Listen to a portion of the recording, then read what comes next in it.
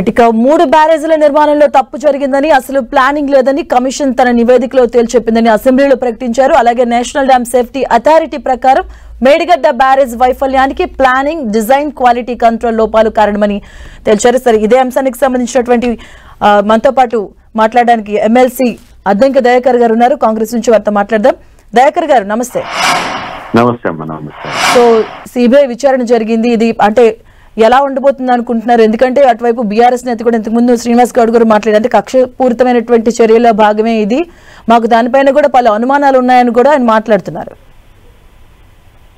ఇప్పుడు అందుకని multi faced disaster లాగా ఉన్న కాళేశ్వరాన్ని రాష్ట్ర స్థాయిలో అన్ని కోణాల నుంచి మనం ఎంక్వైరీ చేయాలంటే అది కొంచెం క్లిష్టతరంగా ఉన్నదనేది సభ భావించింది కాబట్టి, తర్వాత ప్రభుత్వం కూడా అనుకున్నది కాబట్టి దానికి డిలే కూడా అయ్యే అవకాశం ఉంటది. రాష్ట్ర స్థాయిలో ఒక సిట్ వేస్తే మళ్ళీ దానికి టెక్నికాలిటీస్ అవసరం ఉంటాయి, కేంద్ర ప్రభుత్వ అనుమతులు ఉన్నాయి దాంట్లో, తర్వాత సిడబ్ల్యూసికి సంబంధించి వివరాలు కావాలి. ఇన్ని కావాలనుకున్నప్పుడు సెంట్రల్ ఎంక్వైరీ కమిటీ అయితేనే ఇది వేగవంతమవుతుంది, పారదర్శకంగా కూడా ఉంటది.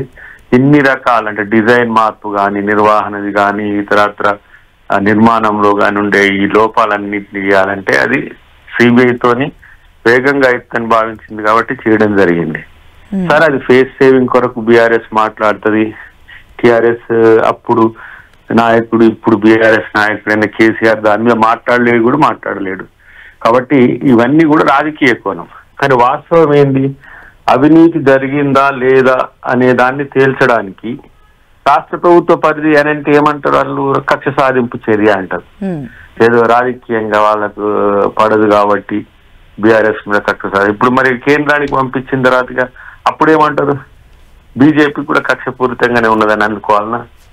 కాబట్టి అసలు వ్యవస్థల మీద నమ్మకం ఒకటైతే వీళ్ళు చెప్పేదానికి ఇప్పుడు నిన్న దాదాపు మనం ఒక 3-4 గంటల చర్చ చూసినాం. 3-4 గంటల చర్చలో వాళ్ళు కమిషన్ తప్పు పడుతుంది తప్పితే వాళ్ళు చేసింది తప్పు అని అంటలేదు. సో కమిషన్ వేయడం అనేది ఒక జ్యుడిషియరీ కమిటీ వేసి, జ్యుడిషియరీ కమిటీకి కాన్స్టిట్యూషనల్ వయబిలిటీ ఎంటిటీ ఉంటది. కాన్స్టిట్యూషనల్ ఎంటిటీ ఉన్నదాన్ని వాళ్ళు తప్పు పడితే, ఇప్పుడు దొంగతనం చేసిన పోలీస్ స్టేషన్ కి తీసుకుపోయి నువ్వు దొంగతనం చేసినవా అని అంటే అది చేసిందని చెప్తాడా? కాబట్టి దానికి ఆధారాలు ఉన్నాయి కాబట్టి ఆ ఆధారాలని ప్రశ్నల్లో ప్రశ్నిస్తే చర్చించడానికి కూడా వాళ్ళ దగ్గర సమాధానం లేదు.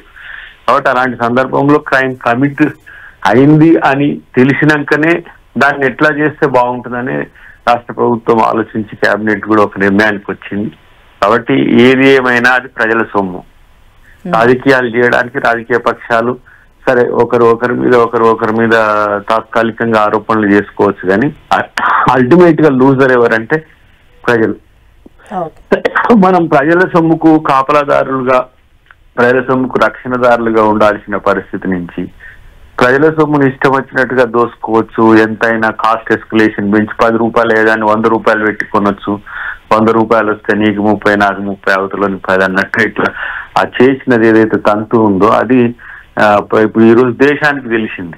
వాళ్ళు లిఫ్టింగ్ ద రివర్ అని చెప్పేసి అంతర్జాతీయ ఛానల్స్ కూడా ఇంటర్వ్యూస్ ఇచ్చి 1 అవర్ ఏదో డాక్యుమెంటరీ లాగా చేసి వరల్డ్ వైడ్ గా వాళ్ళు పబ్లిసిటీ చేసుకుని గతంలో. కానీ ఇప్పుడు తెలుస్తున్నది ఆ 3 ఏవైతే సుందిల్లా, మేడిగడ్డ, అన్నారం సంబంధించి డిజైన్ లోపం వల్ల ఈ రోజు మనం 1,00,000 కోట్లు పెట్టి కట్టుకున్న ప్రాజెక్ట్ నుంచి చుక్క నీళ్లు రాకుండా ఇలా మన పరిస్థితి ఎట్లా ఉందో ఆలోచిస్తున్నాం. కాబట్టి ఆ గతంలో రాజశేఖర రెడ్డి గారు ఏదైతే డిజైన్ చేసిండో అది తుమ్మిడిహెట్టి నుంచి చేవెళ్ళ వరకు ఏదైతే డిజైన్ ప్లాన్ అయితే చేవెళ్ళ ఉందో అది తక్కువ ఖర్చుతో ఉంటుండే, ఇప్పటికీ దాని ప్రతిఫలం వస్తుంది.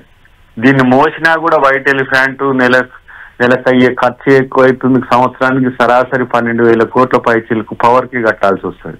పర్ ఎకర్ కూడా మనము వెచ్చించాల్సిన యొక్క కాస్ట్ కూడా ఎక్కువ అవుతున్నది. అంటే కాస్ట్ బెనిఫిట్ రేషియో చూసుకుంటాం కదా. ఒక ఎకరాకు అంత పెద్ద ఎత్తున ఖర్చు పెట్టి రైతుకు నీళ్ళు ఇస్తే ఆ పంట వచ్చిన దాని దిగుబడికి కూడా సరిపోయి, అంటే మనకు వచ్చిన రాబడి కూడా సరిపోయిన పరిస్థితి ఉంది. కాబట్టి దాన్ని వైట్ ఎలిఫెంట్ కింద చేసి లోకల్ వాటిని తాత్కాలికంగా బ్యారేజెస్ ఉంటాయి కదా, ఇప్పుడు మన కృష్ణా బ్యారేజ్ లో ఒక 3 TMCలు నీళ్లు ఆపుకుంటాం మనం. ధవళేశ్వరంలో కూడా 2.5-3 TMCలు మనం ఆపుకునే ప్రయత్నం చేస్తాం. దాని ద్వారా ఏమైతుంది, ఆ లోకల్ జిల్లాలకు మనం దాన్ని సర్వ్ చేసే ఒక ప్రత్యామ్నాయ ఏర్పాటు ప్రభుత్వం ఆలోచిస్తారు తప్పితే దాన్ని ఏది ప్రాజెక్ట్ లాగా, ఏది శ్రీశైలం, నాగార్జున సాగర్, లేకపోతే శ్రీరామ్ సాగర్ ఇట్లా ప్రాజెక్ట్ లాగా దాన్ని వాడుకోవడానికి లేదు. బ్యారేజ్ లో ప్రాజెక్టు నమూనాను చూసుకున్నారు, ఆ సోయి మిస్ అయింది కాబట్టి ఇలా ప్రజల ముందు ముద్దాయిలుగా ఉన్నారు. అది ఇంకా వాళ్ళకి అర్థం కావట్లేదు, అర్థం కాదు. ఇంకోటి కుంగింది ఎందుకు అని అంటే సమాధానం లేదు. అంటే ఇప్పుడు మీరు కట్టిన, మీ హయాంలో కట్టిన ప్రాజెక్టు మీ హయాంలోనే కుంగింది అంటే ఇప్పుడు గతంలో ఎన్ని ఏండ్ల కింద కట్టింది నాగార్జున సాగర్ లాంటి, లేకపోతే పెద్ద పెద్ద ప్రాజెక్టులు. నాగార్జున సాగర్ ఎందుకు, బాక్రానంగల్ తీసుకోండి, నేషనల్ వైడ్ గా ఉన్న నెహ్రూ గారు కట్టిన ప్రాజెక్టులు ఇంతవరకు ఎందుకు కుంగలే, ఎందుకు నష్టపోలేదని అంటే వాళ్ళకి సమాధానం లేదు. కాబట్టి అలా తప్పుకు 100 సమర్థనలు ఉంటాయి. ఆ సమర్థించుకునే ప్రయత్నంలో వాళ్ళు ఫెయిల్ అవుతున్నా అల్టిమేట్ గా ప్రజలు కదా, ప్రజాధనం దుర్వినియోగం చేయడంలో ఇష్టానుసారంగా వాళ్ళు వ్యవహరించిన తీరు మనం చూడాలి. ఇంకోటి ఏంటంటే ఈ కంపారిజన్ స్టేట్మెంట్స్, ఇక్కడ పోలవరంలో గన్నిసార్లు కాఫర్ డ్యామ్ పోతున్నది, ఎవరన్నా మీరు పట్టించుకుంటున్నారా అంటే అక్కడ ప్రతిపక్షాలు, అక్కడ అధికార పక్షంకి లేని దుగ్ధ వీళ్ళకి ఎందుకు, అది న్యాచురల్ గానే అక్కడ ఉండే పరిస్థితి అట్లా ఉంటది కాబట్టి అది పోయింది అనేది వాళ్ళకున్న అండర్స్టాండింగ్. కానీ దీనికి దానికి పెట్టి ఏదో వీళ్ళను వాళ్ళను వేధిస్తుంది అన్నట్టుగా చేయడం. కానీ ఒకటి మాత్రం దాని ద్వారా తెలిసింది, తప్పు చేస్తే ఎప్పటికైనా సరే శిక్ష తప్పదు, లేకపోతే ప్రజల ముందు ముద్దాయిలు ఉంటారని చెప్పడానికి నిన్నటి ఉదాహరణ మనం అనుకోవాల్సిన అవసరం అయితే ఉంటాయి. థ్యాంక్ యూ సో మచ్ అండి దయాకర్ గారు మాతో పడి ఆడినందుకు.